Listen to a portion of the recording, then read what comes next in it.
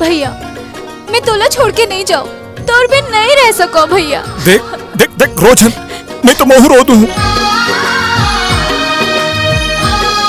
मैं अपन बेटी सुमन के हाथ ना तोर हाथ में देना चाहता हूँ। मैं तो पूरा सेवा करूँ और तोला दारू पियाऊं। अरे चुप!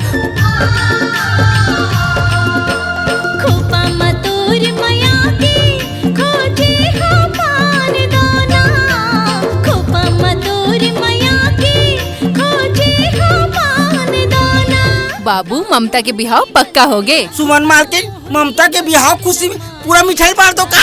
चुप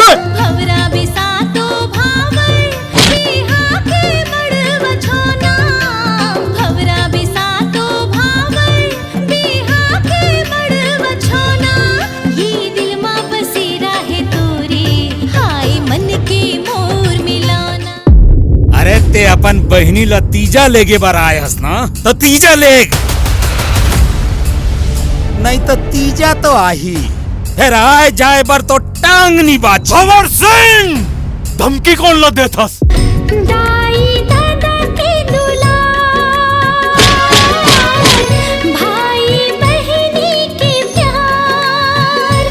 मैं अपन बहनी ला तीजा ले बर आया हूँ।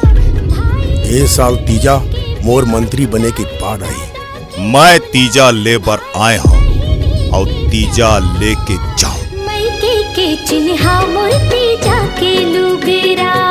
ममता समझा दे अपन भाई ला, वरना मारना का मारबे मोला? अरे मारना और बुला अपन बाप के पालतू कुकुर मन ला। एक एक ला उठा के नहीं पटक दूं तो महू अपन बाप की औलाद नहीं।